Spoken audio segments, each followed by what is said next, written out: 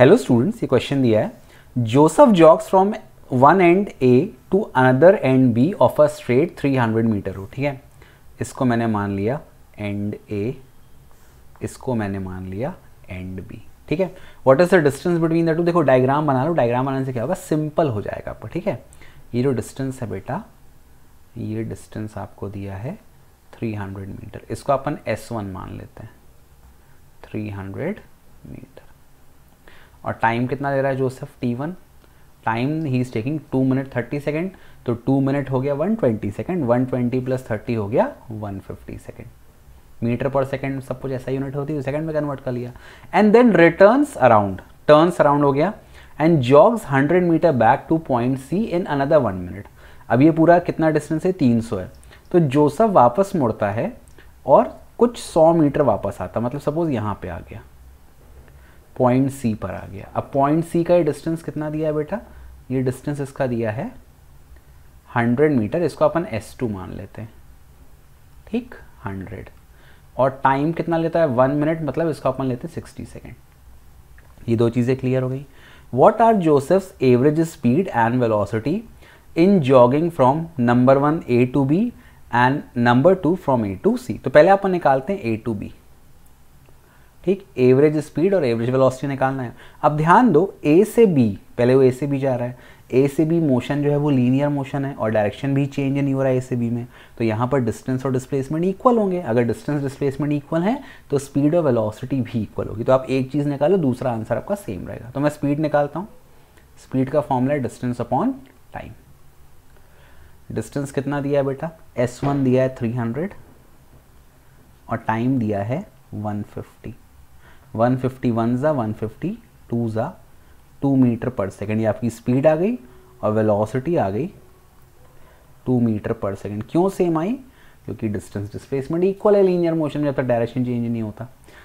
देखो vector quantity है velocity, तो मैंने ऊपर एरो लगा दिया। वेक्टर्स क्वांटिटी के ऊपर एरो लगाते हैं, आप क्लास 11th में इसके बारे में और डिटेल में पढ़ेंगे। ठीक, अब नेक्स्ट पार्ट आते हैं A to C।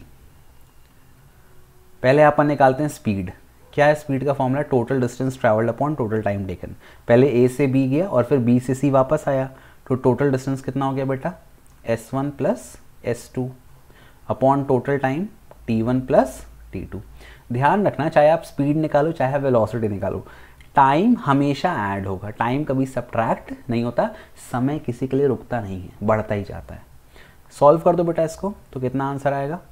S1 दिया है 300, S2 दिया है 100, तो 300 प्लस 100 टोटल डिस्टेंस कितना होगा, मैं सीधे लिख रहा हूँ। ठीक है, 400, सीधे मैंने इनको ऐड कर दिया। टाइम कितना, ये है T1 150 प्लस 60, 150 प्लस 60 हो गया 210। 0 0 कैंसिल, आ गया 40/21 मीटर पर सेकेंड।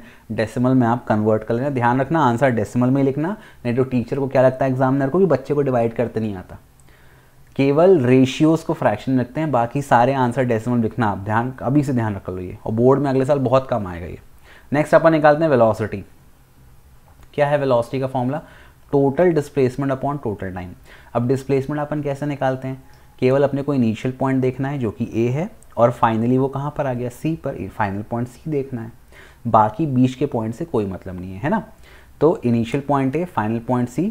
ये A से B तक का पूरा डिस्टेंस 300 है, B से C तक का डिस्टेंस 100 है, तो ये बाकी AC कितना हुआ, AC हो गया 300 माइनस 100 दैट इज 200 मीटर, ये 200 मीटर हो गया। तो velocity total displacement that is AC upon total. अब देखो यहाँ ध्यान दो, टोटल टाइम जो अपन निकालेंगे तो एक बार पहले A से B गया, फिर B से C वापस आया, तो मैंने क्या बोला, टाइम हमेशा ऐड होता है, तो टाइम उतना ही आएगा T1 प्लस T2। टाइम को आप माइनस मत कर देना, ठीक है, बट समय कभी सब्ट्रैक्ट नहीं होता, समय बढ़ता जाता है। तो AC आ गया 200 अपॉन टोटल टाइम अपन निकाला 210। आपका आंसर आ गया 20/21, मतलब 1 से कम आएगा रेशियो। तो I hope this question is clear to you. Thank you for watching, bye bye, keep loving, keep supporting. और डेसिमल में आप कन्वर्ट करके आंसर कमेंट में करो, ठीक है। Thank you, bye.